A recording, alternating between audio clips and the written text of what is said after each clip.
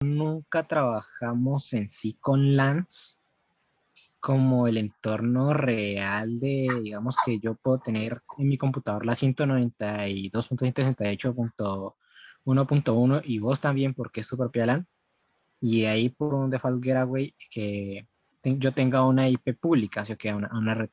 Eso nunca lo trabajamos y me di cuenta que en el Packet Tracer, al momento de intentar, porque yo lo puse con DHCP, la parte de ese router homework, Ujú. eh, literalmente el servidor no sabe para dónde coger porque él busca es la IP. Cuando uno genera el tráfico, a uno le pide una IP y uno no le puede mandar solamente el tráfico a la IP pública porque literalmente pues queda en el router de tu casa y no llega hasta tu computador, pero no le puedes dar el router de tu computador porque no sabe para dónde coger porque se supone hay dos LANs, pero es que son dos LANs y obviamente por la lógica de LAN pueden tener la misma IP. Están súper separadas. O sea, dos LANs en dos lugares diferentes. Ujú. Entonces, Sí, ¿cómo uno pondría el servidor para que sepa que esa no, no, 192.168.1.1 es mía? allí te toca o mirar si el Packet Tracer permite manejar NAT, que lo dudaría, No, no, no, no. Eso lo estuve viendo y no tiene o no, lo de la o NAT. te toca utilizar IPs diferentes para cada equipo en la red. Simplemente, o sea, no puedes usar las mismas IPs. Pero, profe, pero eso simboliza que literalmente Packet Tracer tiene unas limitaciones bastante fuertes, por así decirlo.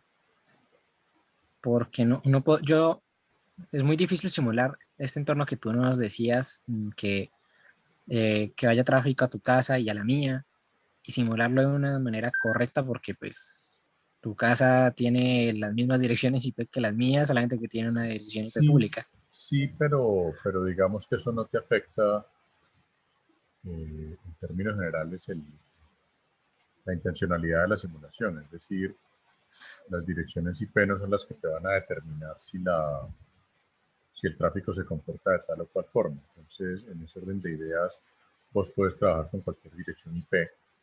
Digamos que ahí solamente habría un factor que es el NAT, porque digamos en una red real el NAT sí puede ser un cuello de botella.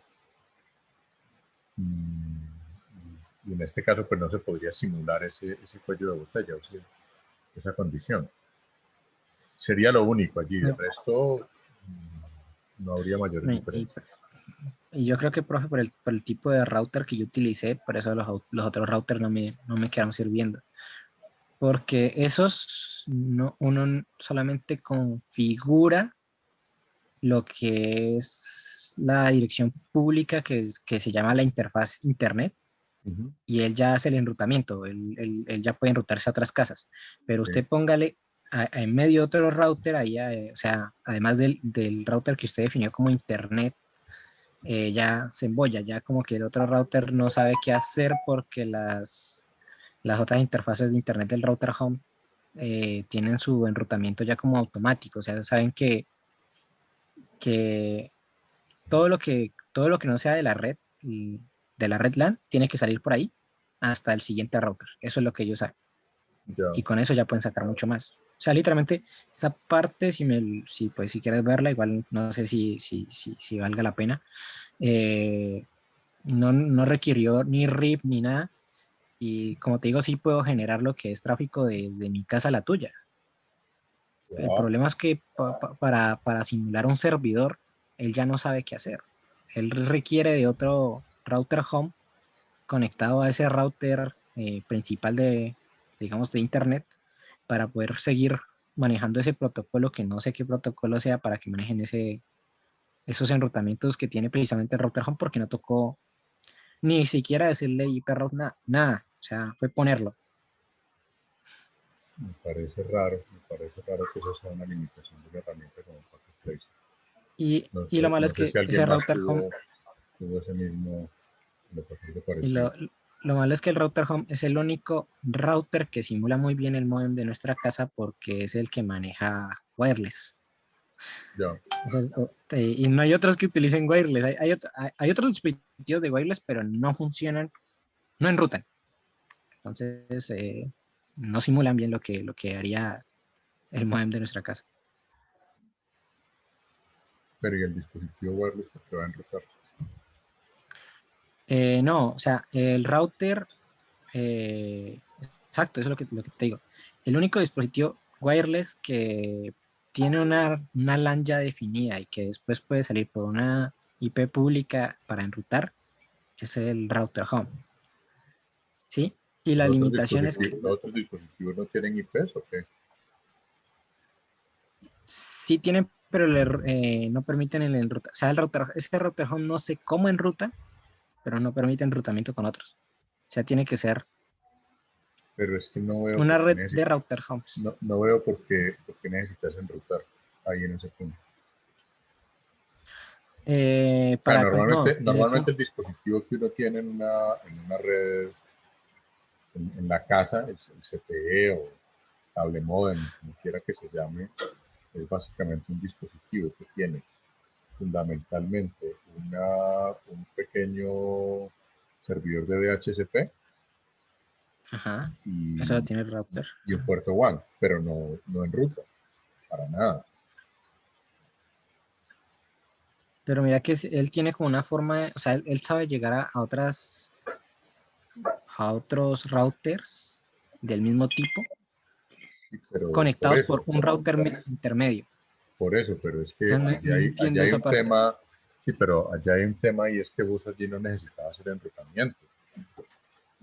Vos conectás ese dispositivo a un router y ya es el router el que se encarga de hacer ese enrutamiento y el router pues normalmente está en las instalaciones del operador.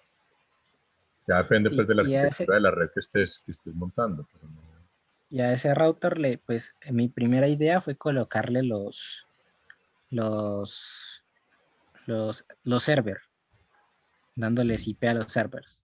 No funcionó la conexión directa de esos routers con un server. O sea, el router llamado de la central. Y después dije, bueno, entonces coloquemos un router que simbolice, digamos, son Netflix, y ahí sí le atachamos un switch y tampoco funciona. O sea, no puede llegar otra vez a ese router intermedio y no entiendo por qué. No entiendo por qué pero a mí me otro parece, router, allí de pronto sí creo que es un tema más de configuración de herramienta, no sé, de los profe, tipos porque de dispositivos que estás utilizando.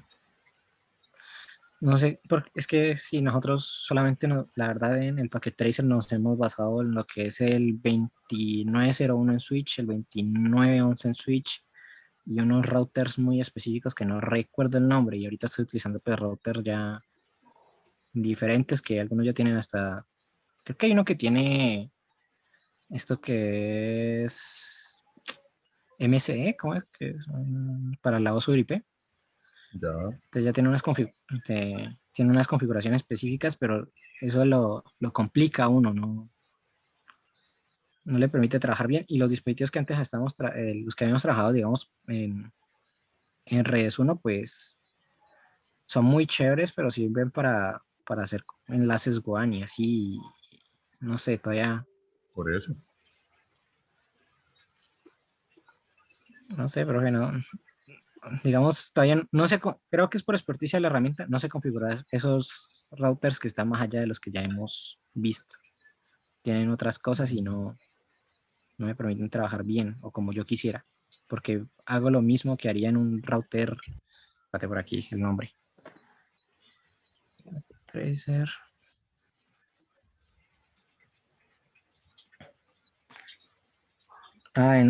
Sí, el 2901 y el 2911 son los que hemos trabajado más y hago las mismas configuraciones que sí funcionan, pero cuando necesito, digamos, un router que estoy utilizando actualmente, que es el 829, ya la vaina se complica. Pero probablemente lo que hay que mirar son los tipos de puertos que tienen esos dispositivos, porque si estás utilizando puertos que no son los adecuados para el tipo de conexión que estás haciendo, ahí puedes tener problemas. Pues ahí yo todo utilizo, pues lo hice todo por giga en un principio para no complicarme. Y después ya utilicé lo que fue el serial para hacer la WAN que nos enseñaron. Ujú, y ahí ya funciona hasta cierto punto. Y ahí ya no más. ya. Ok, ok. Ya, creo que veo por dónde va la cosa. Entonces, profe, ¿andamos Packet Tracer por Mininet o qué Eh, hacemos?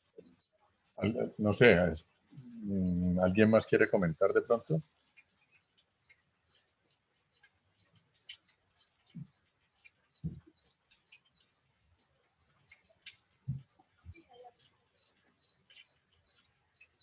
Mutis en el foro.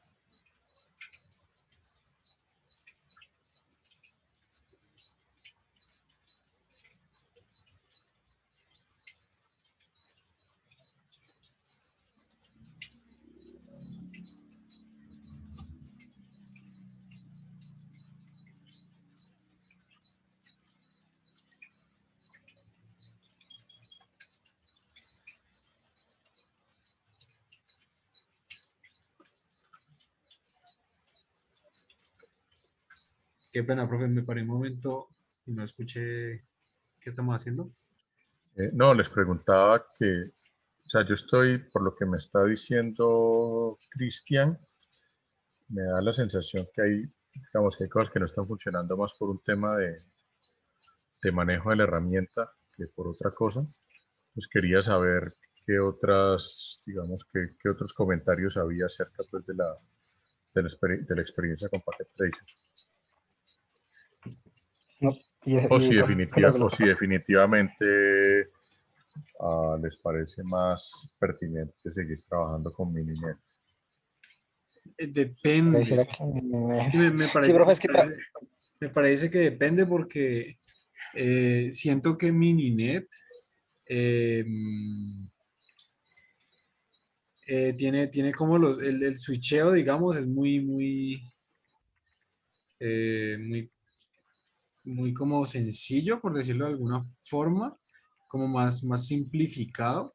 En cambio, para, por ejemplo, simulación de One, yo creo que Packet Tracer sería mejor porque literalmente tiene en cada uno de los routers y switches Cisco y se pueden personalizar a fondo, o sea, tienen literalmente el sistema operativo de Cisco, entonces está como más enfocado es al uso como de redes y diseño de redes de Cisco, pero se pueden simular mejor las redes WAN porque se puede, por ejemplo, elegir la rata de serialización. Hay muchísimas opciones pues que se pueden utilizar, em, pero de pronto es más orientado para utilizarlo para diseñar redes corporativas, más sí, que eso pareciera. cualquier otra cosa. Pues ese es digamos, esa es la impresión que yo tengo, porque pues te permite conectar una gran cantidad de aparatos, pero es, sí, o sea, para ya, digamos, simular los servicios como tal, siento que no es tan poderoso en ese sentido. O sea, puede simular la red entera en cuestión de tráfico y, digamos, ver la trazabilidad que podría tener una cierta configuración sobre una red corporativa o una red pues, dada, pero no sé si simular los servicios por ahí sea la mejor opción. O sea, digamos, ya para encontrar, digamos, una cantidad de tráfico, pues ya como más Sí, aproximada a la profe. real. Vale. Packet Tracer es como más para el diseño de la red corporativa o la esquematización, pero así De como la, de para la, esto no del- lo, de la parte local, no lo la veo. parte local con, Sí, ¿no? Y Sí, pues con lo bueno de Packet Tracer es que en ese tipo de redes, pues obviamente uno puede configurar voz IP, uno de puede todo. poner la configuración real de todo y él te va a dar un muy buen acercamiento de lo que va a pasar en vida real, pero en eso, de pronto no tanto en servicios así como Zoom, Netflix, así que que ya son Sí, como pero más complejos. Sí, yo diría que no es tan más, representativo de la capacidad de a- Packet Tracer. y más a nivel además, WAN profe, tal creo vez. A menos que que ya se tenga que hacer todo con scripts pues ya avanzados y que así se pueda lograr eso, pero no, demás no sabría. Esa es la y impresión que ese, tengo yo. Y ese es el problema, la verdad. Esos scripts también simbolizan un problema porque no es necesariamente que el script vaya a funcionar 100% porque estuve leyendo y también hay ciertas capacidades que toca cumplir. No es que Ya, te vayas a dejar de montar, entre comillas, un portafolio de servicios ahí a punta de scripts y que para que Trace te los vaya a correr. No va a pasar. Eh, no, y profe, lo ok. otro creo que es que estamos en un nivel de experticia en ambas herramientas. En Packet Tracer lo que a uno le piden en redes uno, eso sí está con un checkmark bien grande, pero ya más todavía no creo. Y Mininet, pues lo venimos a conocer hace que 3 no, 3 semanas. Entonces, esa es nuestra experticia hasta ahora. Sí, sí, eso es algo que estábamos discutiendo precisamente, ya que tenemos que hacer un mayor uso de herramientas de simulación, pues para que ustedes puedan tener un poquito más de herramientas para trabajar también. Algo así parecido a lo que, bueno, que se hizo en algún momento con el pasaporte de MATLAB, pero para herramientas como Packet Tracer y Mininet probablemente. Sí, pero un pasaporte de eso podría ser bastante interesante. Obviamente yo creo que ya sería para semestres avanzados porque ya entrar a un pasaporte eso para aprender de redes es como no, sería más bien es como ver todo lo que tiene por ofrecer la herramienta como tal, pero ya con los conocimientos previos. No, el tema es que cuando ustedes llegan al curso integrador, el curso que Ah, está, proyecto integrador, sí. proyecto integrador, pues tener más experticia con una herramienta, con herramientas de estas, pues ayudaría bastantísimo, porque precisamente pues parte del tema de uno poder ver si una solución que se está proponiendo para un diseño de una red es mejor que otra solución posible, pues lo más fácil es poder simularlo para uno realmente comparar y tener indicadores, tener KPIs que le digan a uno, venga, este diseño funciona así, tiene estas características, tiene estos indicadores, este otro tiene estos otros indicadores, y uno así poder hacer una comparación pues cuantitativa, no simplemente pues, una comparación del tipo, a mí me parece que, o esta suena, o esta pareciera que funciona mejor. Que es, digamos, un poco lo que pasa hoy en día, ¿no? Se proponen soluciones, pero pues no hay forma de validar esas soluciones, al menos en un entorno simulado.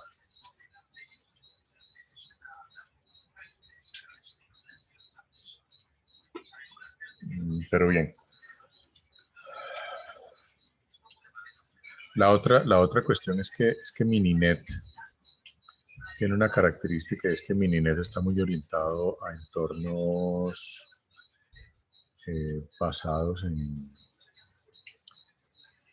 redes definidas por software, lo cual pues es una gran ventaja por un lado, pero pues también, digamos, tiene es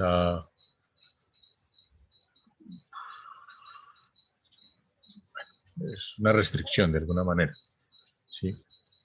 Porque tiene esa orientación a redes definidas por software. Eso me permite hacer un modelo de simulación que es hardware in the loop, que sería muy interesante, pero pues también, digamos, si yo no tengo dispositivos que soporten SDN, pues entonces pues no voy a poder explotar todas las funcionalidades de Mininet. Aunque pues también, digamos, él tiene sus propias simulaciones. O sea, yo puedo simular en Mininet todo por software o meter hardware in the loop, lo que hace que pues, las simulaciones puedan ser mucho más realistas. Profe, y tú sabes si a Mininet uno le puede dar un gateway directamente a la máquina para que todo funcione bien, ¿Qué significa que digamos para todo funcione bien? conectarse a internet, no sé, para conectarse, digamos, Podríamos simular con esas herramientas como YouTube MP3 la descarga de un video X, una clase de YouTube y es una buena simulación, me parece a mí. Sí, Pero pues necesitamos que haya conexión para internet. en principio Mininet, por eso te digo, Mininet permite integrar hardware in the loop. O sea, vos a Mininet le podés integrar dispositivos reales en la simulación. Entonces, en principio sí, sí se podría. Vale. Ahora, el detalle es ya por restricciones que tengan los operadores, porque probablemente los puertos que se utilicen y demás pues tengan algunas particularidades en Mininet. Eso habría que revisarlo también.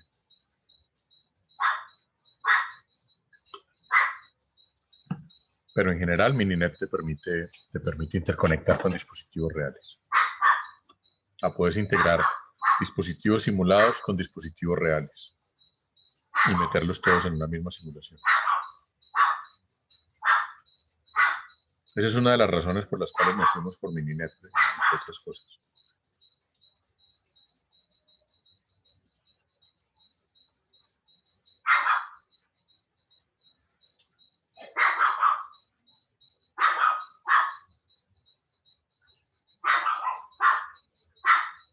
Bien.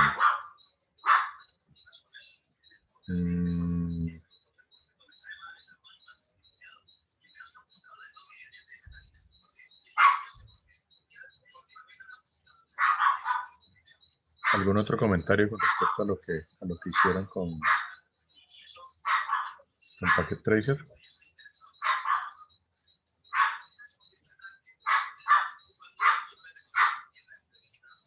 Frustrarse. Nada más eso, profe. No, pero pues todo es aprendizaje. De todas formas, yo voy a mirar con Juan Carlos el tema, a ver cómo lo podemos abordar. Pues con Juan Carlos y con Juan Manuel. A ver cómo podemos ir un poco más allá con el tema, ¿vale? Bien. Dicho esto, entonces, pues vámonos con el tema que nos convoca hoy, que es el de redes definidas por software. Ustedes en Moodle tienen varios...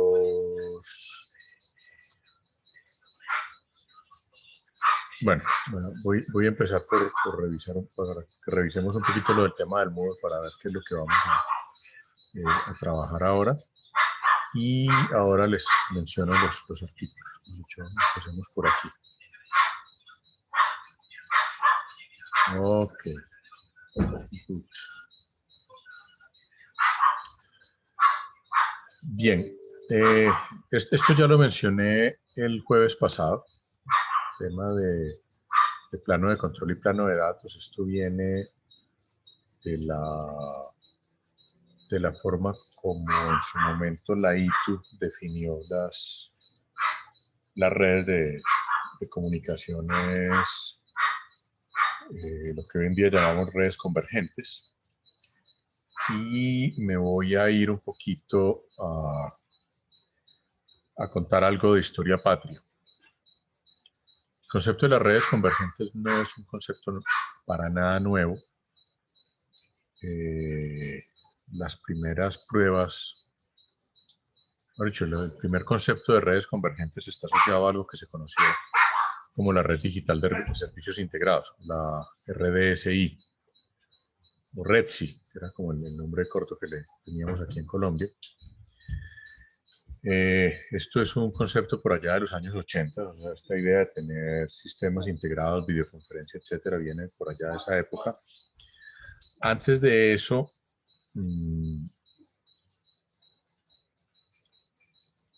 los franceses, específicamente el operador francés en esa época, France Telecom, estoy hablando de los finales de los 70, principios de los 80, desarrollaron algo que se llamaron las Minitel. Si ustedes esculcan por ahí en Google, van a ver que las Minitel son más o menos los bisabuelos, diría yo, del actual web.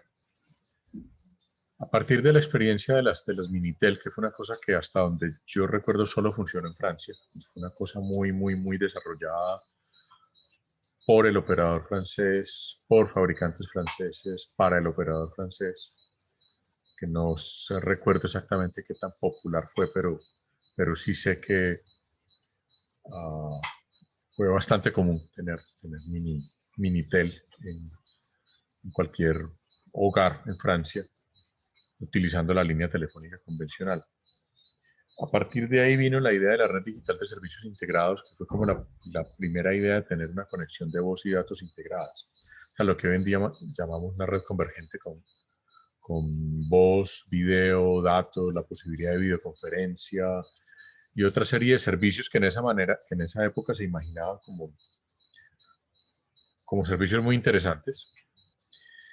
Y de esa idea de la red digital de servicios integrados viene ese concepto de plano de control, plano de datos. Es decir, la red tenía una capa de señalización, tenía todo un protocolo de control, un protocolo de señalización. Eso se conoció como el protocolo de señalización número 7. Si ustedes quieren ver a Juan Carlos Cuellar retorcerse por su memoria, le pueden hablar del curso de señalización número 7 que en su momento tomó en la Universidad del Cauca. Esa señalización número 7 era ese plano de control, que era a través del cual se manejaba toda la señalización. Y eso se manejaba bajo un concepto que se conoce como señalización de canal común. Es decir, había un canal dedicado solamente a señalización. Entonces había claramente una separación donde había unos anchos de banda, unas capacidades exclusivamente para datos de usuario y un canal separado, una conexión separada solamente para la parte de señalización al plano de control. Eso se manejó hasta que a mediados de los años 90 se empezó como a popularizar Internet. Y digamos los sistemas de comunicación de datos que utilizábamos en esa época, que eran servicios muy particulares, digamos en Estados Unidos existían cosas como America Online, que tenía algún servicio parecido a lo que hoy en día es el correo electrónico. Existían unas cosas que se llamaban los Blackboard, creo que era el término que se utilizaba, que era como una especie de sistema de comunicación de anuncios, digamos, una especie de sistema de mensajería, pero más parecido a un corcho con cartelitos, donde uno entraba a leer cartelitos que ponía otra gente y ponía cartelitos a su vez, y eso se hacía pues con tecnologías muy particulares. Luego vinieron las redes de paquetes basadas en una arquitectura propia de la ITU, el X25. Y pues creo que les mencioné que si ustedes esculcan por allá también en Google, preguntan por Coldapac, van a ver lo que fue, digamos, el primer servicio de conmutación de paquetes o de redes de datos que tuvimos aquí en Colombia, por allá a mediados de los 80s, más o menos. Entonces les decía que a mediados de los 90 cuando se empieza a popularizar Internet, y esto fue un fenómeno muy rápido,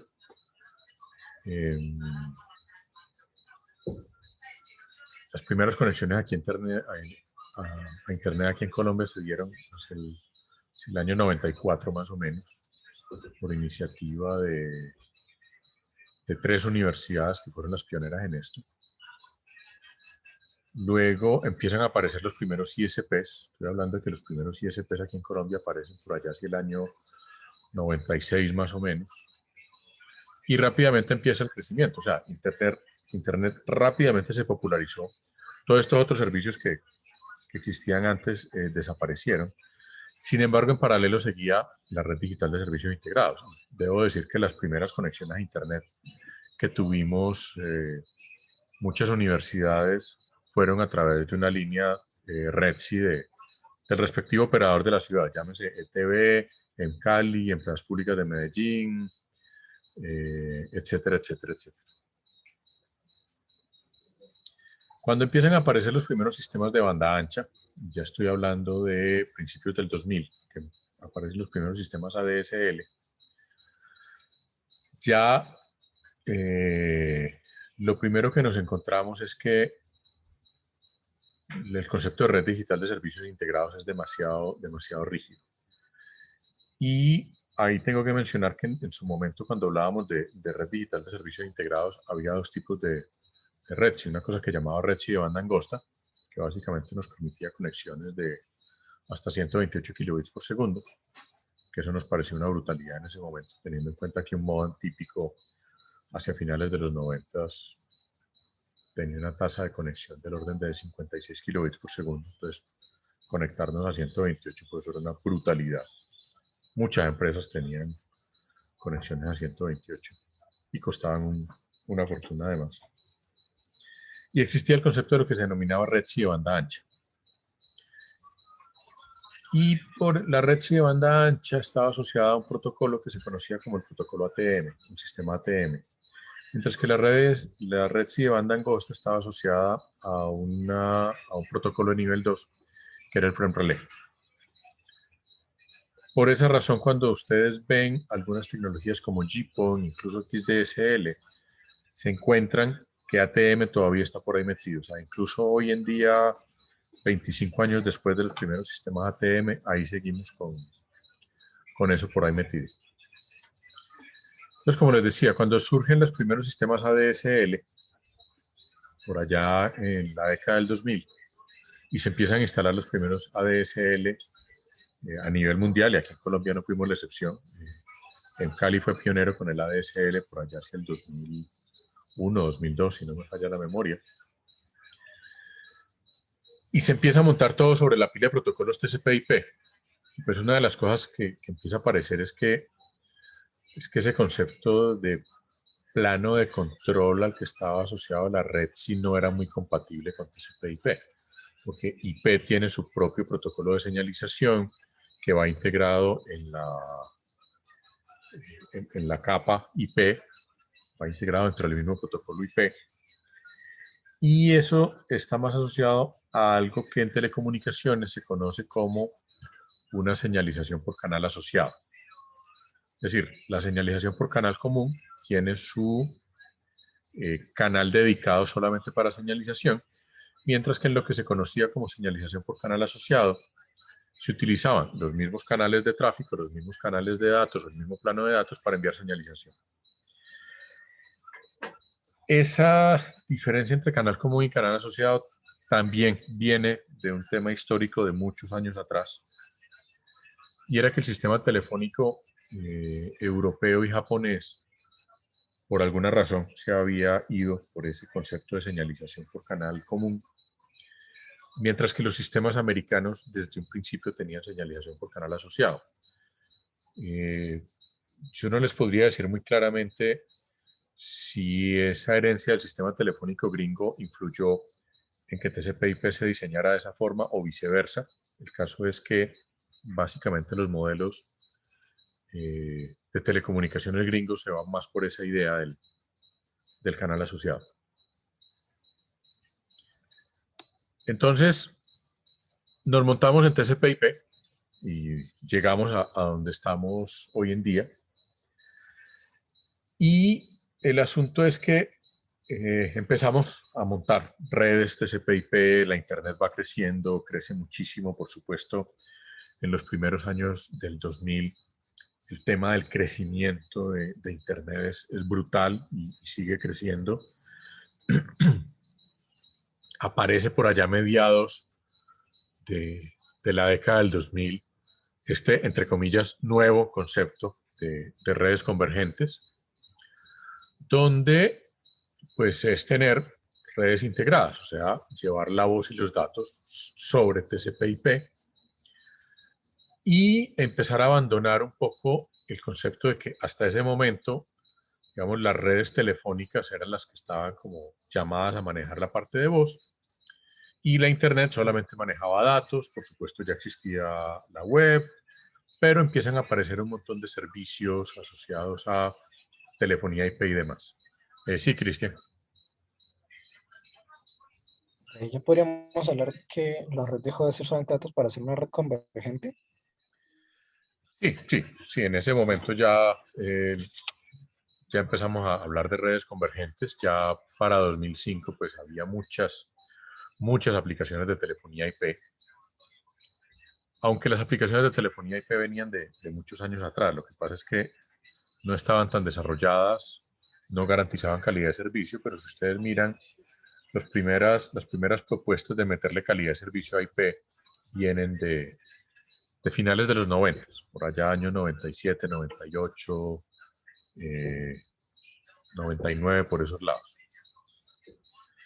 Pero, digamos, se empezó a hablar de redes convergentes y de redes de nueva generación por allá hacia 2004, 2005 más o menos. Donde ya sí se dice, bueno, listo, vamos a integrar todo sobre TCP/IP, vamos a dejar de decirnos mentiras, que ya en ese momento, digamos, incluso muchos operadores telefónicos derivaban tráfico internacional sobre redes IP. Ya existían mucha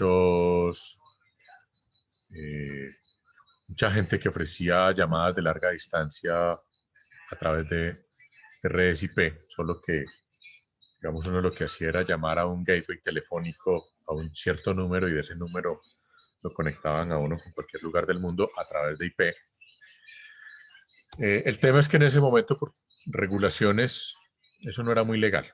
Simplemente también como que en ese momento dijimos, démonos de pendejadas, pues el mundo va para allá, pues vamos a integrar todo sobre TCP/IP y los que tienen concesiones de larga distancia, pues sorry, ya, vayan pensando en qué van a hacer, compadres, porque su negocio se les acabó. Que ese es parte del problema. A veces el problema no es un problema técnico, sino un problema de regulación. Particularmente aquí en Colombia, en el año 97 se entregaron unas concesiones de larga distancia a unos operadores y pues cuando empezaron a aparecer empresas que ofrecían conectividad de larga distancia por mucho menos de lo de estos operadores establecidos, pues empezó a haber un conflicto y por supuesto todo un tema legal detrás de esto. Pero bueno, ya nos fuimos a este tema de vámonos, montemos todo sobre TCP/IP. Ya todo van a ser redes convergentes. Y empiezan a aparecer un montón de servicios que conocemos hoy en día. Empieza a aparecer YouTube, por ejemplo. YouTube data del 2008. Y en ese momento, pues obviamente el tráfico ya de video y demás se dispara. Ahora, viene un problema y es que en la medida que van creciendo todas estas redes corporativas y las empresas empiezan a depender cada vez más de la infraestructura de Internet, se empieza a volver también mucho más compleja la administración de los dispositivos. No es lo mismo, les voy a poner el ejemplo, la red de ICESI, no es lo mismo cuando yo tenía en la red de ICESI un router, todo lo demás eran ni siquiera switches, eran hubs, concentradores, y todos salíamos por un router a través de un canal de 128 kilobits por segundo, a cuando saltamos a una estructura donde tenemos un switch de core, tenemos varios switches de borde, tenemos hoy en día en la universidad debemos tener unos 100 o 200 switches perfectamente, cuando antes creo que teníamos 10, si acaso. Y todos estos dispositivos necesitan actualizar sus configuraciones de tanto en tanto, es decir, hay parches de seguridad, a veces si hago un cambio en la configuración de enrutamiento tengo que actualizar esa información en los switches, si voy a cambiar una VLAN me toca ir switch por switch, actualizar la VLAN, o tengo que tener herramientas de gestión que me permitan hacer eso, pero a veces no son 100% compatibles con los switches que tengo, o funcionan con unos modelos muy bien, pero con otros no tanto, etcétera, etcétera. Entonces ahí entramos a precisamente SDN. Y aquí entonces vamos a hablar primero de redes definidas por software, algunas plataformas de redes definidas por software de las que ya, entre otras cosas, Mininet termina siendo una de ellas. Y al final vamos a hablar de dos cosas, que es virtualización de redes, o de lo que llaman el Network Function Virtualization, y cómo se asocia esto con lo que algunos llaman Fog Computing y otros llaman Edge Computing, que al final termina siendo la misma vaina. Pero todo esto está relacionado con redes definidas por software, es decir, cuando hablamos de la virtualización de las funciones de red, es que muchas funciones que hoy en día hacen appliances de red, switches, enrutadores, etcétera, las puedo virtualizar y puedo tener routers virtuales. O sea, puedo tener un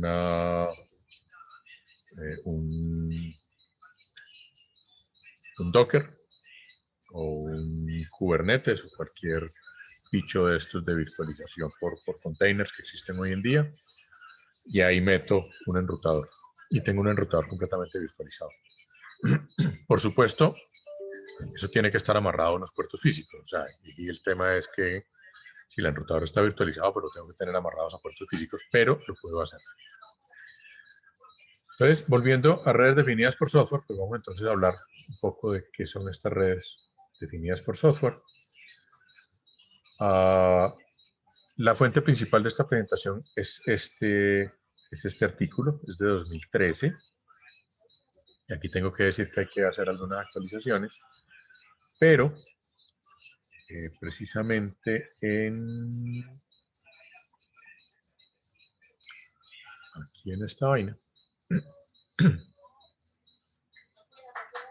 Bueno, aquí está la presentación. Esta presentación tiene algunas cositas más al principio. Y en cuanto a los documentos, entonces,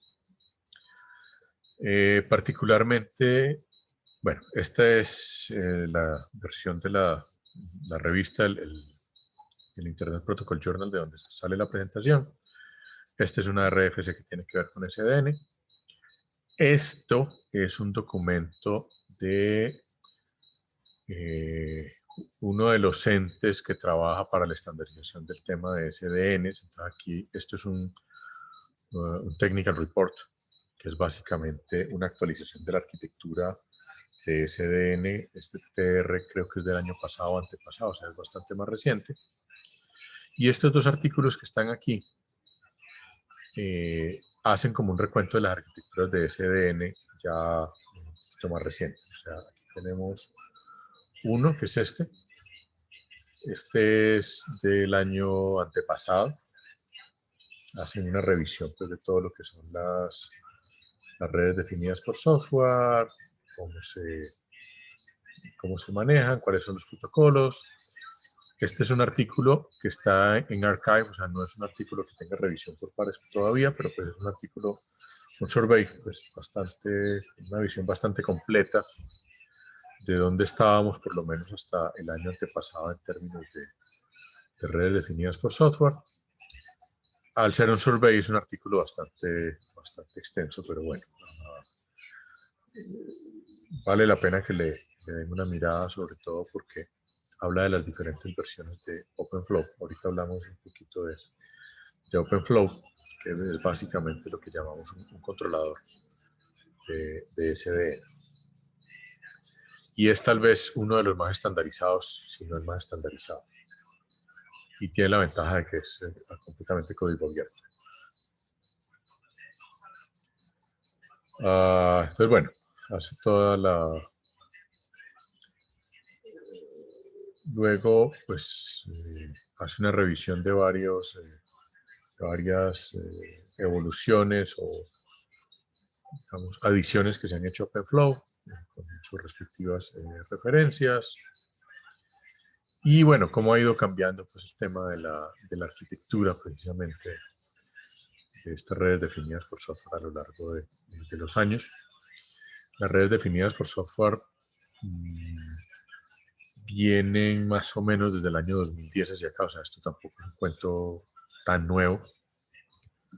por lo menos yo la primera vez que oí hablar de este tema fue por allá en 2011 en una conferencia, pero pues ya venían trabajando en este tema. El asunto de las interfaces, el southbound o el northbound es importante también. Aquí también se hace referencia a eso. Ahorita vamos a verlo pues en la presentación. Y luego pues viene a distintos lenguajes de programación. Aquí viene el asunto y es que aún no hay un lenguaje de programación unificado alrededor de SDN, aunque OpenFlow soporta varios lenguajes, pero aquí hay también toda una diversidad gigantesca. El otro artículo que está allí en el Moodle es este. Es también este es un poquitico más corto, pero también es una revisión del estado del arte, y lo más importante aquí son los retos que se vienen en el tema de redes definidas por software. Fíjense una cosa interesante de este artículo, y es que de los autores hay 3 que son de una universidad y 2 que son operadores. Uno de British Telecom y otro de StarTech, que es un operador canadiense. Entonces, pues, eso muestra un poco cómo ha venido el tema de la SDN. Aquí quiero ir un poquito hacia el final a lo que son como los retos, que es esto, que son como las iniciativas o los retos que hay ahora. Entonces hay una serie pues de iniciativas. Bueno, aquí hablando de una fecha más precisa del concepto de SDN, sea 2005. El otro reto tiene que ver con el tema de la virtualización, lo que les decía ahora, el NFV, o el Network Function Virtualization.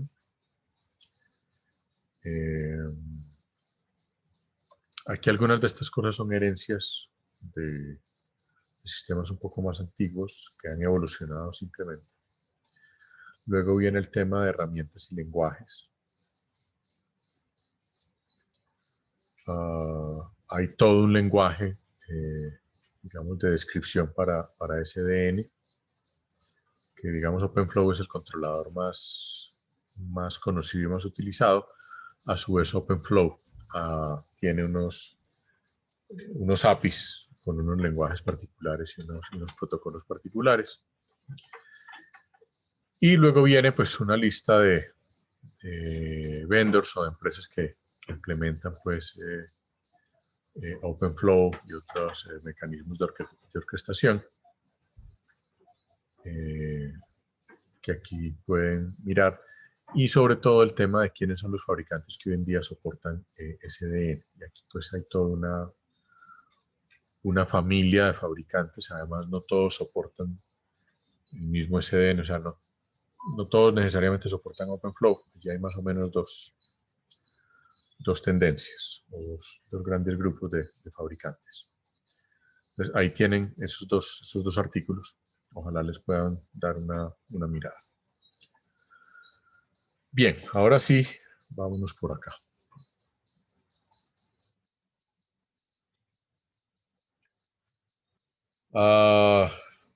Esta es una arquitectura típica hoy en día de lo que es una red. Fíjense que tenemos la nube, tenemos lo que llamamos la niebla, el fog, que es básicamente descargar a la nube de ciertas funcionalidades, sobre todo para acercar las aplicaciones más al usuario. Y pues luego está todo lo que es lo que hoy en día se llaman las things, donde por supuesto teléfonos inteligentes, tabletas, carros, robots, computadores, sensores, etcétera, etcétera, etcétera. En el caso particular de los sensores, en lo que hay, digamos, algún acuerdo, es que las redes de sensores pues, deberían tener nodos FOG especializados, y en general, digamos, cada tipo de conexión, y aquí es donde aparecen lo que les mencionaba tal vez la vez pasada, de las famosas verticales. cuando se habla de arquitecturas inalámbricas como 5G, por ejemplo, siempre se habla de verticales de negocio. ¿Por qué? Porque cada vertical de negocio tiene unas características particulares en términos de calidad de servicio, manejo de datos y demás. Entonces, un poco a lo que hemos llegado hoy en día es a lo que se llaman verticales o slice. Mi infraestructura de red, yo hoy en día debería pensar en tener como un slice particular para cada tipo de usuario. Es decir, para redes industriales, un slice particular con características de capacidades en el nivel físico, enrutamiento, tipos de aplicaciones y servicios que requieren esa red industrial. Si vamos a redes de sensores, lo mismo. Si son vehículos conectados o vehículos autónomos, entonces también una vertical, un slice de red completamente afinado y sintonizado para esto. Y entonces, por supuesto, pues que una red tradicional, convencional, muy difícilmente nos permite manejar esto. O sea, en una red, pues todo el tráfico va por los mismos switches, por los mismos enrutadores, y se les da más o menos el mismo manejo. Yo, en el mejor de los casos, puedo asignar VLANs, por ejemplo, pero el manejo de VLANs de pronto no es suficiente para poder dar todas las garantías de calidad de servicio y demás que tenemos en una red de estas multiservicios, multidispositivos, multirequerimientos, etc. ¿Qué es lo que plantean las redes definidas por software? Pues básicamente en las redes definidas por software tenemos una capa de infraestructura, que es donde están los switches, enrutadores y demás. Una capa de control, que es donde aparece OpenFlow precisamente.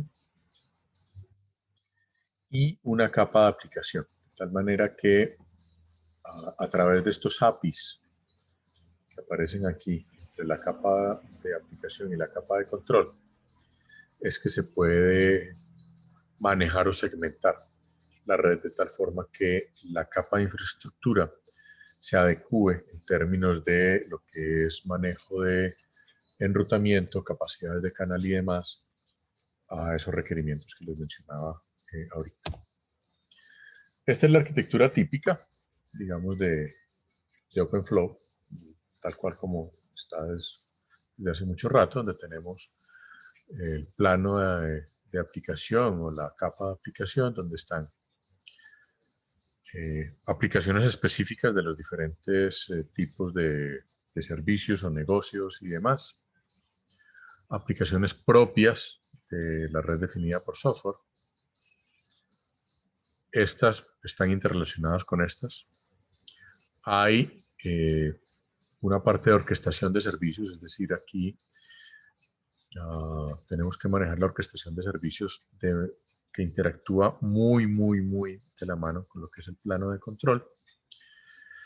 En el plano de control, fíjense que vamos a encontrar lo que se denomina el controlador de SDN o el software de control de SDN, que es básicamente OpenFlow. Y vamos a encontrar unas funcionalidades de enrutamiento, unas funcionalidades de movilidad, y aquí aparece un concepto de movilidad que va mucho más allá de la movilidad cuando pensamos en un terminal celular o en un terminal móvil, sino que aquí pensamos en la movilidad en términos de los privilegios que tiene un usuario cuando se mueve a diferentes lugares de la red. Si pensamos en una red corporativa de una empresa que tiene sedes en diferentes lugares del país o en diferentes lugares del mundo, esta movilidad implica que si yo me logueo en un computador cualquiera, en una red en Cafarnaúm, voy a tener acceso a todos mis privilegios de usuario, a todas las aplicaciones a las que yo tengo acceso normalmente por mis características o mi perfil dentro de la red. Pues eso es un poco de lo que se trata esta movilidad, cuando hablamos de movilidad en este punto. Eso, por supuesto, implica usar VPNs y un montón de cosas. Y por acá tenemos todo lo que es ingeniería de tráfico. La ingeniería de tráfico pues, va a estar asociada a cuáles son los requerimientos de las diferentes aplicaciones para darles la capacidad necesaria en la red, o sea, reservar las capacidades de red que necesitan las diferentes aplicaciones de acuerdo pues al tipo de usuario, al tipo de aplicación, etc. Y luego finalmente viene lo que se conoce como el plano de datos, donde están los cacharros. O sea, de aquí para arriba todo esto es software que puede estar perfectamente en la nube o en el fog, depende de donde lo queramos poner. Y físicamente los cacharros están acá. Y básicamente de lo que se trata el concepto de redes definidas por software en este punto es que a través de un controlador de SDN tipo OpenFlow, básicamente yo puedo configurar y modificar las configuraciones de todos estos dispositivos. Es decir, si yo hago una modificación en una VLAN, por ejemplo, este software de control es el que se encarga de decirle a todos y cada uno de los switches de la red, modifique esta VLAN o haga esta nueva VLAN o hágala de aquí para allá o de allá para acá. Lo mismo si yo necesito cambiar una ruta en el enrutador o necesito hacer modificaciones en mis algoritmos de enrutamiento, este controlador es el que le va a decir a todos los enrutadores que tenga dentro de mi empresa, independientemente de en qué lugar del mundo están, haga estas modificaciones que necesitamos hacer estos cambios. De eso se trata un poco, o esa es la lógica detrás del concepto de SDN, de redes definidas por software. Y ahí es donde Mininet pues es bien interesante, porque ni Mininet implementa OpenFlow. Es decir, Mininet puede hacer las veces de controlador, pero a la vez de simulador. Entonces, eso es por eso les decía que en Mininet uno puede tener hardware in the loop. Ahora, luego vienen apareciendo, digamos, otros conceptos. Aquí se hablaba de una API, pero luego aparece un concepto mucho más general que se llama, que es lo que aquí se denomina la interfaz norte, o el Northbound Interface. Y fíjense que cuando hablamos de aplicaciones, parte de las aplicaciones de SDN que nos aparecen por acá es, por ejemplo, un balanceador de carga, un firewall, un programador de tráfico que se encarga de, digamos, de aplicar políticas de ingeniería de tráfico y demás. Es decir, aquí tenemos a nivel de aplicación virtualizado en la nube cosas que hoy en día son cacharros, son appliances, que es el término que se utiliza. Entonces, fíjense que aquí ya el firewall no está aquí abajo físicamente en la red, el firewall está aquí arriba en el software, probablemente montado sobre un contenedor en un servidor virtual. Por supuesto que las aplicaciones y el controlador de SDN no tienen que estar físicamente en la misma máquina, no tienen que estar ni siquiera en el mismo data center. Aunque, pues hay que decirlo, pues eso genera retos. Pues para conectar el controlador SDN con las aplicaciones, pues necesito capacidad, necesito conectividad. Entonces ahí, digamos que hay también retos interesantes, pero bueno, digamos desde el punto de vista teórico, conceptual, podemos tener como esa libertad o esa flexibilidad.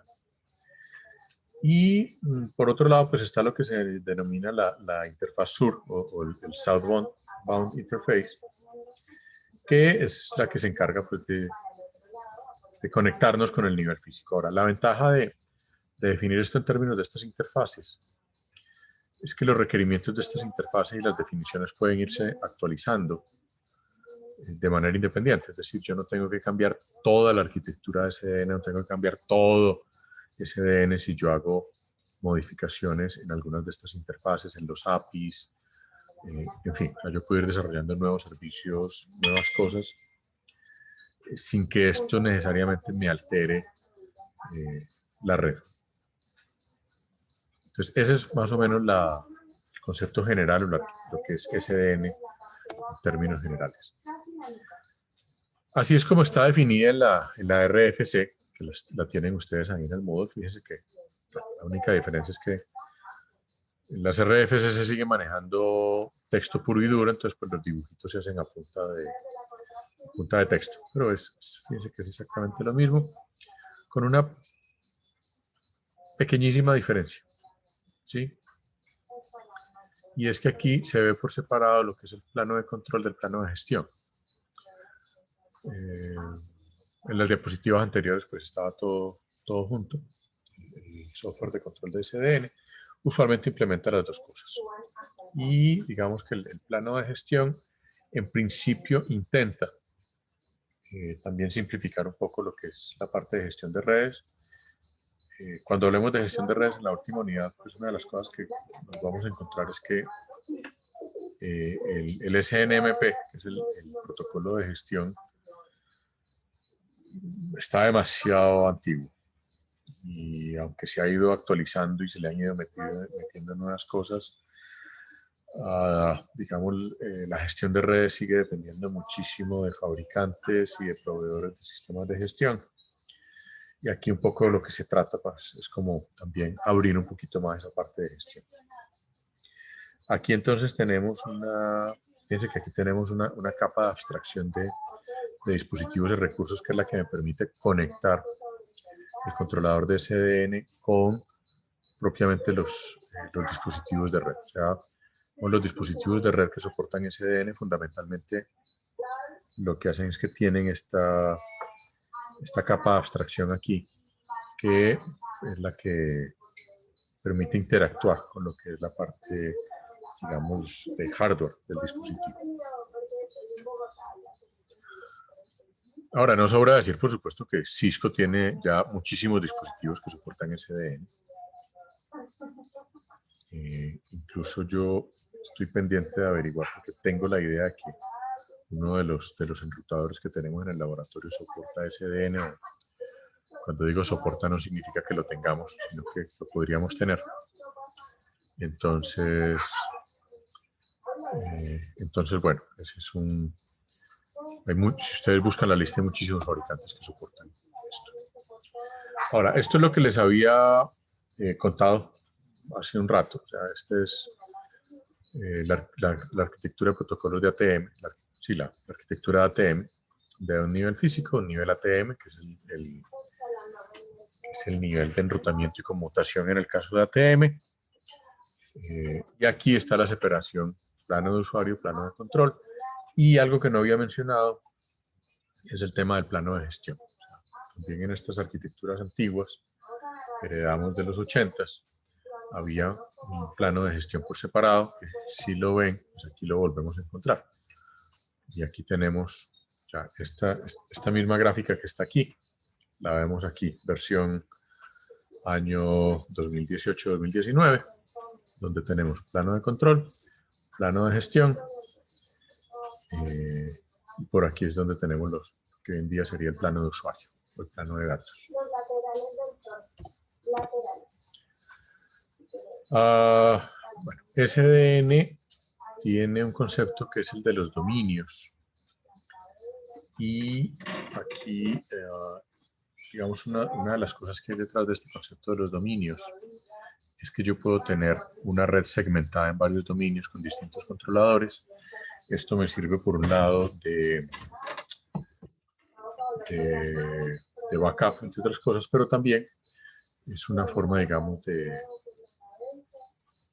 segmentar las redes, donde pues puedo tener distintos controladores de dominio que los puedo interconectar, los puedo intercomunicar y los puedo gestionar como si fuera una sola cosa, los puedo gestionar como redes completamente separadas. Entonces me da esa flexibilidad de manejar ese concepto de dominios.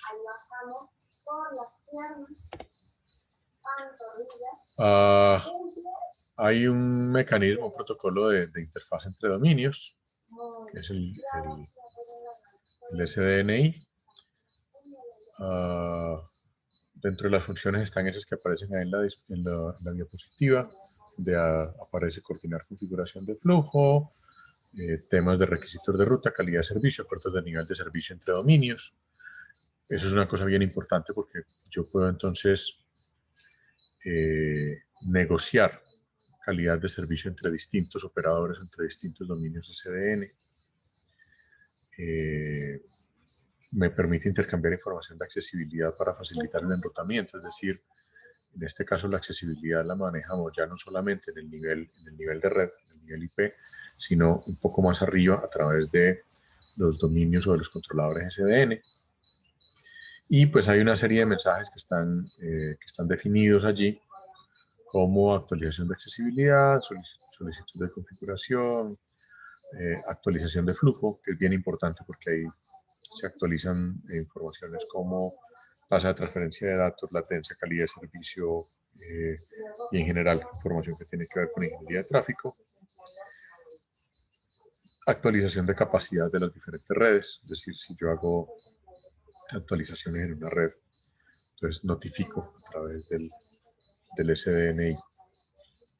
Y además, pues todas las capacidades en términos de aplicaciones y sistemas que están disponibles dentro de ese dominio, independientemente si se ofrecen o no al otro dominio. Ya eso es otra cosa que se maneja también a través del SDNI.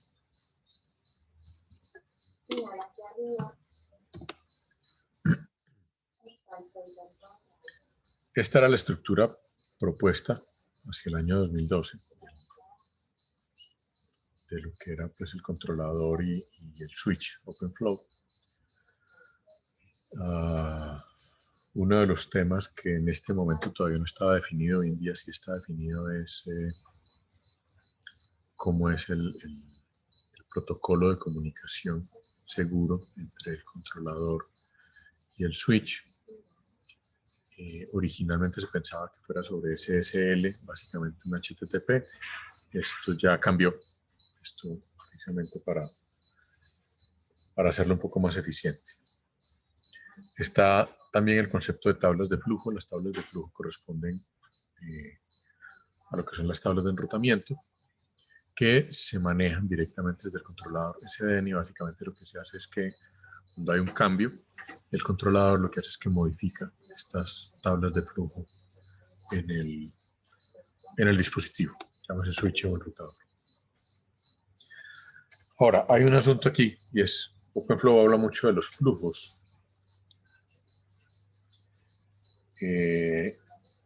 Pero este concepto de flujo en los estándares o en los documentos que escriben OpenFlow todavía no están definidos. Es decir, yo estuve aquí revisando literatura bastante reciente y no, o sea, la especificación de OpenFlow, incluso las más recientes, no definen formalmente que consideran ellos un flujo. Entonces, eso da pie a que haya interpretaciones, lo cual a veces genera problemas de interoperabilidad entre dispositivos.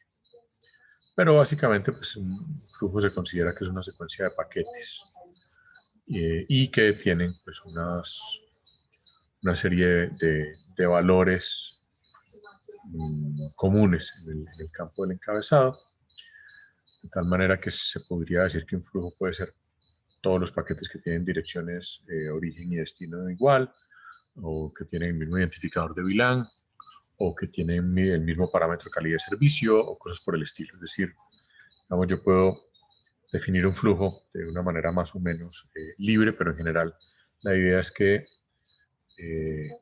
un flujo me agrupa paquetes que tengan al menos una serie de características comunes.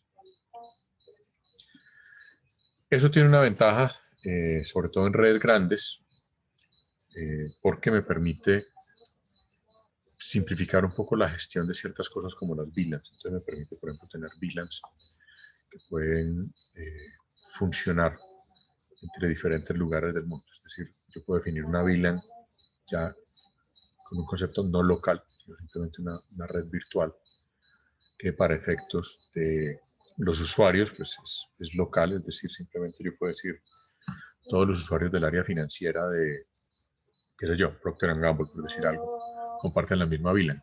independientemente de si ese señor está sentado en las oficinas de Procter en Cali o en las oficinas de Procter en Nueva Delhi, por ejemplo. Y ahí aparece lo que es la tabla de flujo, que es como el equivalente a la tabla de enrutamiento, pero pensando en los flujos. Es decir, las tablas de flujos describen unos componentes o tienen unos componentes que son los que hacen, los que permiten manejar esos flujos dentro de una red OpenFlow. Los componentes son estos. Hay algo que se llama campos de coincidencia, que es para poder identificar paquetes que digamos que pertenecen a ese mismo flujo. Hay un campo de prioridad, hay una serie de contadores, temporizadores, que se pueden utilizar de distinta forma, utilizando, por ejemplo, puertos TCP, tabla de flujo, entrada de tabla de flujo, paquetes descartados, en fin. O sea, se pueden definir muchos temporizadores dependiendo de qué tan minuciosa se quiere hacer la gestión de la red. Hay un campo de instrucciones que es básicamente en caso de que se produzca una coincidencia qué debe hacer el switch o el enrutador, los tiempos de espera para descartar un flujo, es decir, básicamente esto es un timer que me dice en qué momento el switch puede descartar, hacer que expire un flujo. Hay algo que llaman cookie, que es un valor de datos que no es muy claro, pero que digamos que cada gestor o cada administrador de la red puede definir para qué se utilice ese cookie, y ahí que puede ser utilizado para varias cosas, para modificar flujos, eliminar flujos.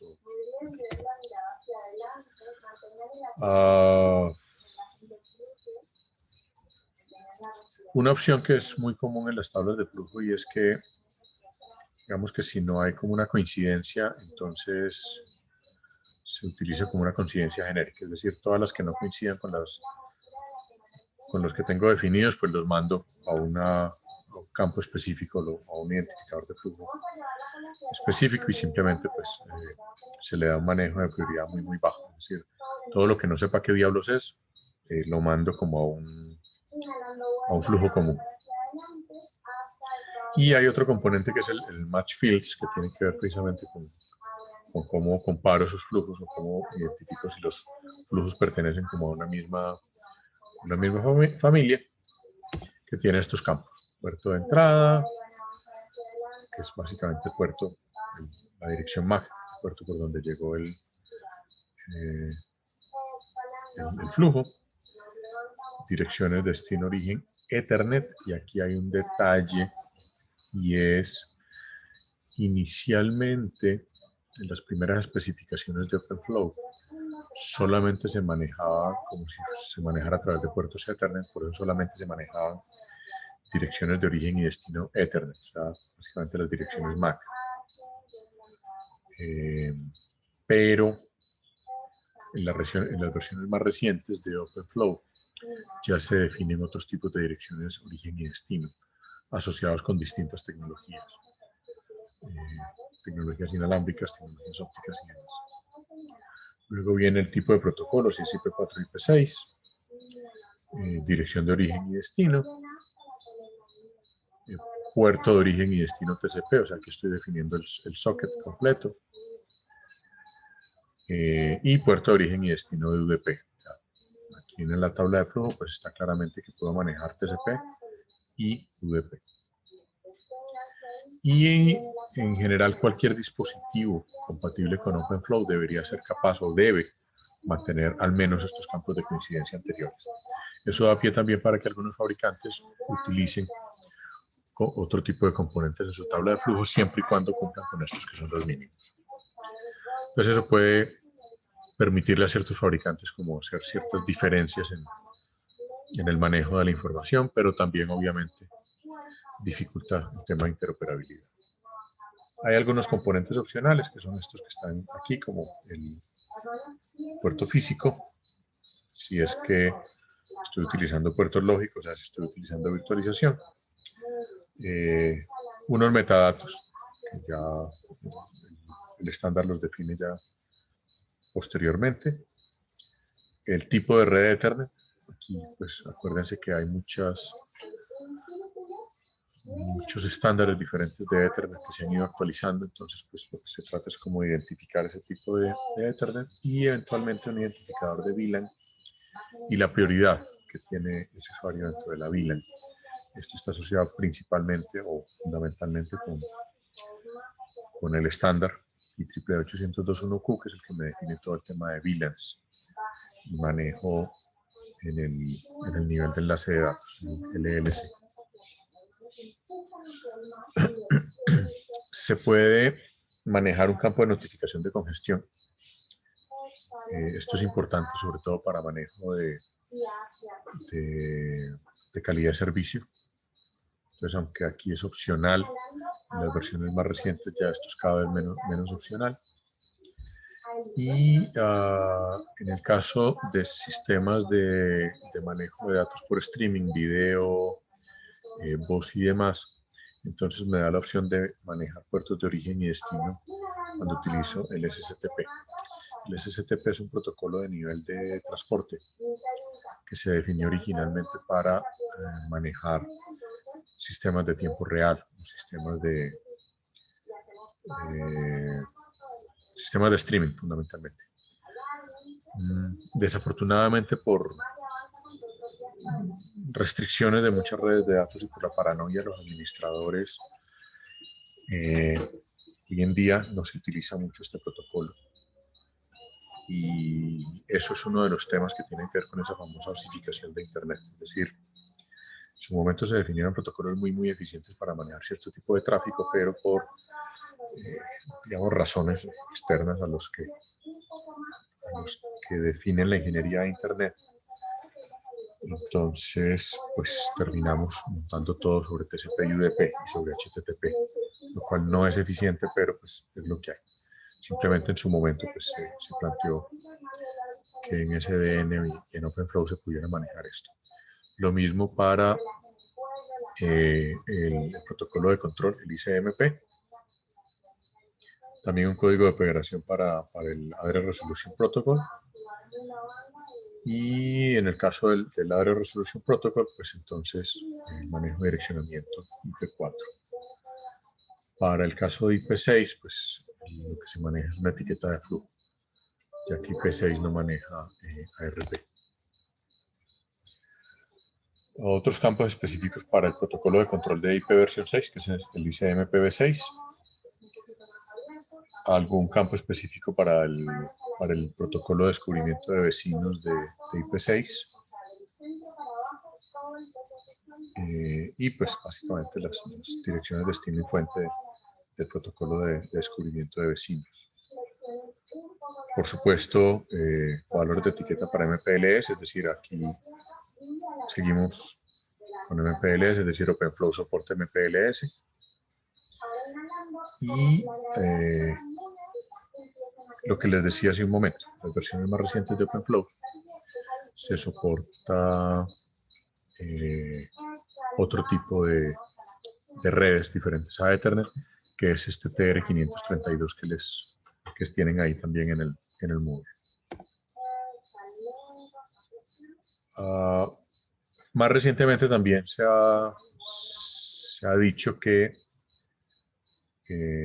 una combinación de entradas de flujo en varios switches pueden definir un flujo que está vinculado a una ruta específica. Es decir, yo puedo asociar también un flujo a una ruta específica entre switches y enrutadores.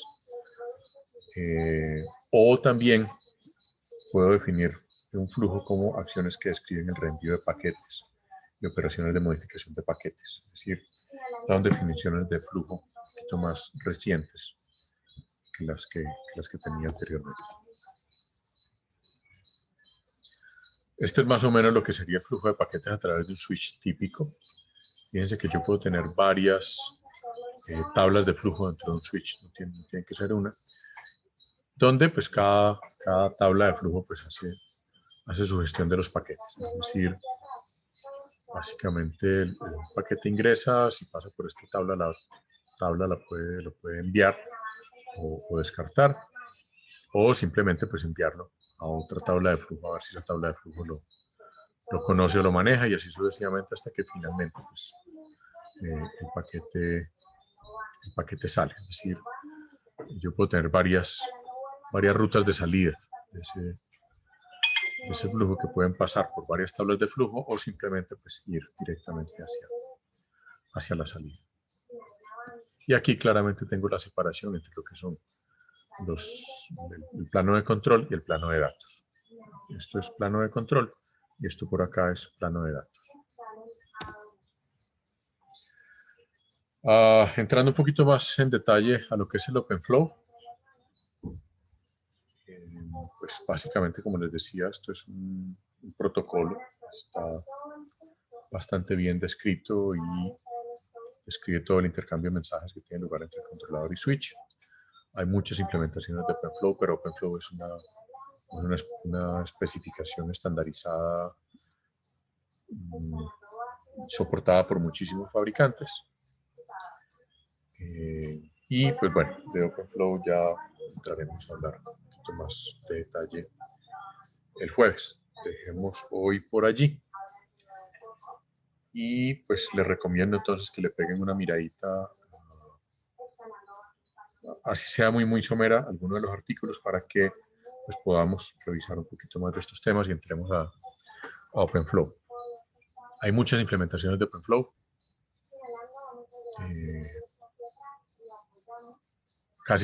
Muchas de ellas de código abierto. Y bueno, hay algunas, digamos que con nombres diferentes, es decir, ustedes pueden encontrar nombres muy particulares para implementaciones de OpenFlow de las que hay en código abierto. Y esta es una ventaja porque, digamos, de alguna manera yo diría que OpenFlow y las redes definidas por software me pueden permitir de alguna manera democratizar las redes. Es decir, uno con una herramienta como Mininet puede armar una red completa, sea simulada o incluso real, sin tener que comprar hardware costoso. Esto me permite, por ejemplo, implementar un enrutador vía software en un computador normal.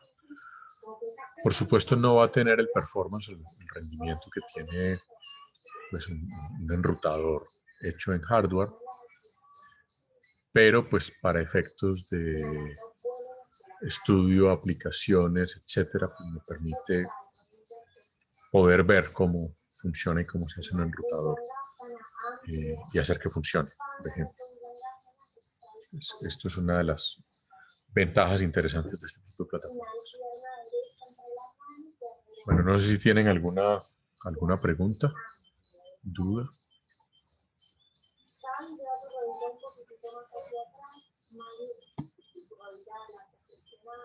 Otra vez Mutis en el foro.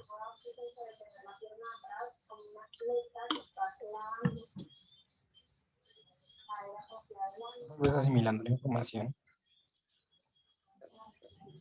Sí, yo sé que... Es bastante, pero bueno, por lo menos ahí ya se definió bien las ventajas y las desventajas de la CCDN.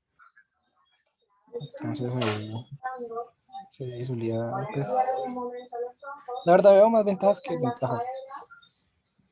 Digamos como para el entorno de entender cómo son las redes y el entorno de estudio, me parece súper bien. Obviamente no va a funcionar en un entorno ya de la industria que toque hacer una red porque sería pues catastrófico, pero para ese entorno nos permite entender bien y me imagino que, pues no sé, profe, ¿cuáles son los usos que se le da, digamos, a las SDN en las industrias?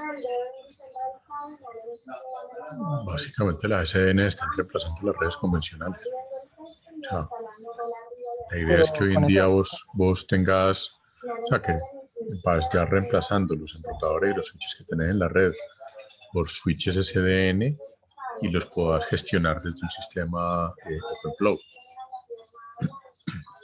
Pero eso no significaría que tocaría que un dispositivo que es el controlador de, digamos, de ese software del SDN siempre esté activo, igual sigue bien el dispositivo, ¿no? Sí, sí, pero estamos hablando de software. El controlador de CDN es un software que puede estar perfectamente en la nube, o sea, lo puedo tener alojado en Amazon. Ah, ya sé a qué te refieres, pero igual me parece que el entorno de infraestructura convencional, me imagino que tienen las ventajas de cantidad de puertos, procesamiento y cosas así. Lo que pasa es que, o sea, el tema es que vos no te salís del entorno de infraestructura convencional en el sentido de que seguís teniendo switches y enrutadores, ¿sí? La diferencia es que ya, digamos, la gestión de esos switches y enrutadores se hace de manera unificada desde un punto central, que es el controlador de CDN. O sea, hoy por hoy, si vos vas a hacer una modificación en un enrutador, te toca conectarte al enrutador físicamente, terminal remota, cualquier mecanismo, y hacer modificaciones al enrutador. Y si vas a hacer eso mismo en 100 enrutadores, pues es un camello y te vas a demorar una eternidad. Si todos tus enrutadores soportan SDN, vos haces el cambio de configuración y simplemente desde el controlador SDN actualizas tus 100 enrutadores. Esa es básicamente la diferencia Ah, ya con lo SDN. entiendo. Por Pero eso decía yo que lo que digamos, se hace es que se saca físicamente el plano de control del dispositivo, del hardware, y se unifica el plano de ajá, control en un solo elemento centralizado, de tal manera que todo ok. el control de los dispositivos se hace de manera centralizada a través del controlador de SDN y los cambios en los dispositivos se pueden aplicar. Y puedes hacer, por ejemplo, balance de carga. Vos puedes tener 2 o 3 o 4 enrutadores con diferentes salidas a diferentes proveedores de Internet, por ejemplo, que eso es típico para una empresa que maneja un data center, por ejemplo. Y Ujú. vos podés cambiar, digamos, las políticas de balance de carga desde el SDN.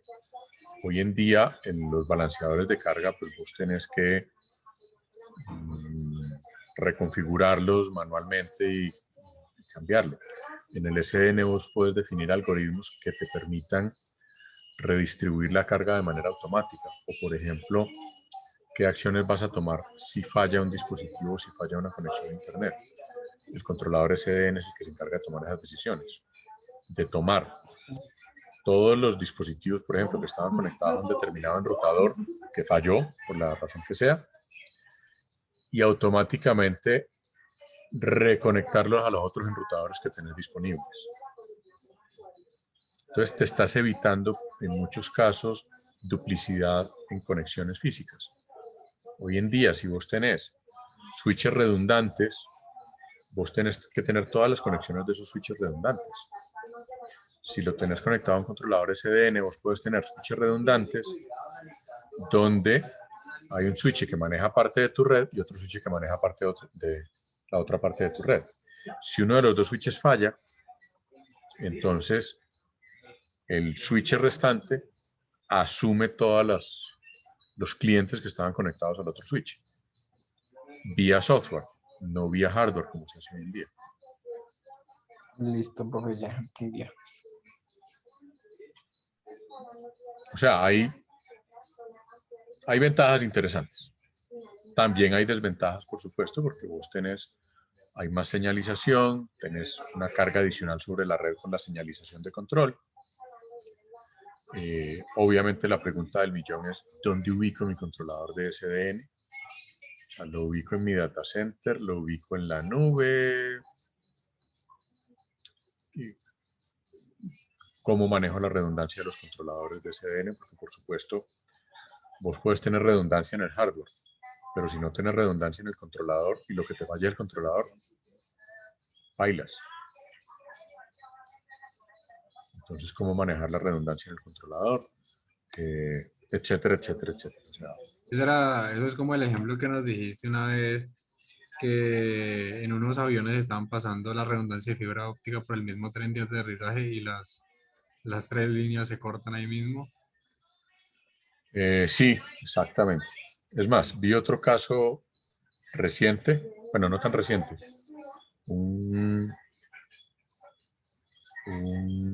747 de Qantas, que por una razón absolutamente desconocida se le estalló un tanque de oxígeno, los que llevan pues para las máscaras de oxígeno.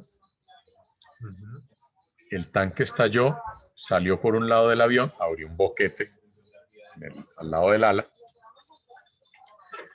y se llevó los 3 sistemas redundantes que tenía el avión, porque los 3 iban por el mismo lado. Finalmente la cosa no pasó a mayores, lograron aterrizar de emergencia, etcétera, etcétera. Como nunca encontraron el bendito cilindro que estalló, pues nunca supieron por qué carajo fue que estalló. Cayó en algún lugar del océano, que era un vuelo Hong Kong-Australia. No, eso no lo van a encontrar nunca. No, pues, obviamente. Pero ahí también se pillaron un detallito. Mira que por ese lado había 3 sistemas redundantes que pasaban los 2 punticos y se los cargó el mismo cilindro que salió volando. Entonces es lo mismo. Sí, Aquí es lo mismo. uno solamente cae en cuenta cuando falla. Es como, se nos pudimos haber quedado sin localización en este avión. Sí, pasa, se da uno cuenta cuando falla y desafortunadamente es, mejor dicho, ya hoy en día se tienen más precauciones, pero en el mundo de las telecomunicaciones pasó mucho que sí, había redundancia en la fibra óptica transoceánica, pero los 2 cables redundantes entraban por el mismo puerto y cuando a alguien se le ocurría dragar el puerto, pues se cargaban los 2 cables. El principal y la redundancia. Entonces, sí, claro, cuando uno piensa en redundancia de este tipo de sistemas, sobre todo si son sistemas críticos, hay que pensar, por ejemplo, que el controlador de SDN no debería estar en el mismo data center. El principal y el redundante no deberían estar en el mismo data center o no deberían estar ubicados físicamente en los mismos espacios. Profe, pero en ese caso, como es software, ¿no será que cuando se falla es por alguna inestabilidad? O sea, que es muy probable que si falla una vez, el patrón se repita. Esa es una posibilidad, por supuesto. Pero, o sea, lo que te daría es como un tiempo para poder, no sé, revisar. Accionar, sí. Reaccionar, sí. Sí, el tema es que no te quedes completamente desconectado por Sí, claro por un bug de software. Claro, un bug de software y se desconectaron 500.000 empresas. Exacto. Así, no, mejor tener Sí, tiempo y poder resolverlo. exacto. O por otro tipo de falla. Es que, o sea, no, pues la cantidad de fallas. mira lo que pasó en Francia. ¿Cuándo fue? La semana pasada, esta semana. Se incendió un data center. Media Europa desconectada por cuenta de que se incendió en uno de los data centers principales donde media humanidad, media Europa tenía guardada información.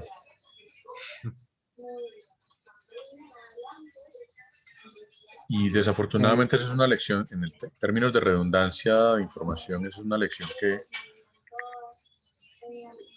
que no hemos aprendido suficientemente bien a pesar de que ha habido ejemplos tenaces al respecto. Una de estas grandes empresas... la misma canasta, ¿no? Sí, no, y a veces o sea, hay un caso que ha sido muy famoso. Una de estas empresas grandes de financieras, de Deloitte, una de estas multinacionales, tenía un data center en el sótano de una de las torres gemelas y el backup en el otro sótano de la otra torre. Voy a preguntarles a los líderes a ver si fue Deloitte. Yo estoy trabajando allá, a ver Sí. qué me dicen y precisamente estoy en infraestructura. No me acuerdo cuál fue, no me acuerdo cuál de estas grandes empresas fue, pero... Y hubo otro caso más cercano acá, estoy hablando de finales de los 90, en un invierno parecido a este. El CIAT tenía servidores redundantes de su red de datos que estaban en un sótano. En un aguacero de estos se inundó el sótano. Los dos servidores estaban en el mismo sótano. Afortunadamente, los de infraestructura cayeron en cuenta y lo que hicieron fue desenchufar un servidor y llevárselo a otro sitio mientras el otro logró aguantar la operación antes de que se apagara por el agua. Antes de ahogarse. Antes de ahogarse, exactamente. Pucha.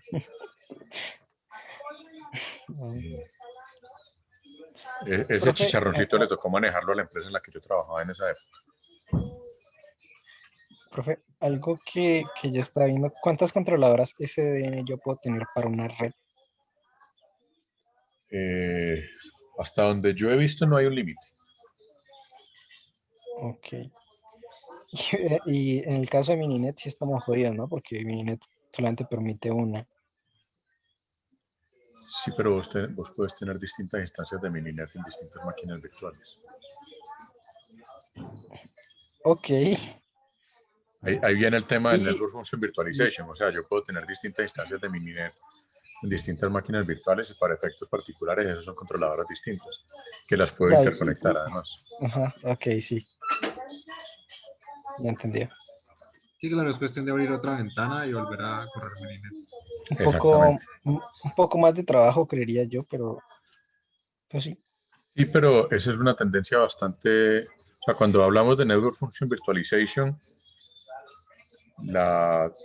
una tendencia muy común es esa. O sea, simplemente tengo instancias distintas y la redundancia se basa en que tengo simplemente instancias replicadas en diferentes máquinas virtuales.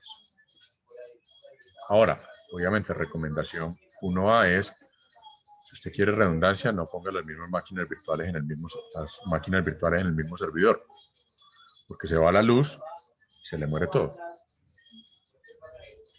Y eso se los digo por experiencia nuestra allí en ICESI, en el laboratorio, que se nos ocurrió hacer un backup en una máquina virtual, pero sobre la misma máquina física, y claro, que fue la luz y bailes. Como les digo, las lecciones todavía no las hemos aprendido suficientemente bien. Pero, profe, es que es muy difícil a veces descentralizar todos esos procesos. Siempre debe haber algo que centralice, aunque sea un poco el trabajo. No, es difícil. ¿No? Sí, pero pues hay que pensar en eso simplemente. Si no se puede, pues no se puede, pero por lo menos tenerlo presente, ser consciente de eso. Sí, profe, porque me imagino la mayoría de sistemas deben estar en el frente del avión, ¿no? Sí. O bueno, deben llegar allá. Ese es el punto de centralización de información del avión. Algo La pasa allá cabina. y ya, No, ya pero pues es lloriendo. que, sí, pero es que si se te tuesta la cabina, te van los pilotos, entonces ya aquí importa la redundancia y no tenés quien vuele.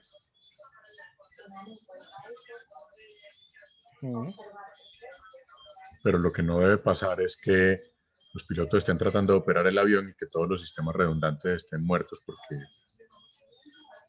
porque a un ingeniero se le olvidó o por economizar 10 metros de cable no dieron la vuelta por otro lado. Bueno, muy bien. Nos vemos entonces el jueves y seguimos con el tema de OpenFlow. ¿Listo? Vale, Profe, el profe. jueves podemos centralizar la clase más a lo del parcial. La verdad me asusta eso. El jueves revisamos la tareita que está pendiente. A ver qué solución le dieron al problemita. ¿Vale? Vale, profe. Dale, profe. Listo. Bueno, chao, chao. Chao, Vale, chao. profe, muchas gracias. Chao.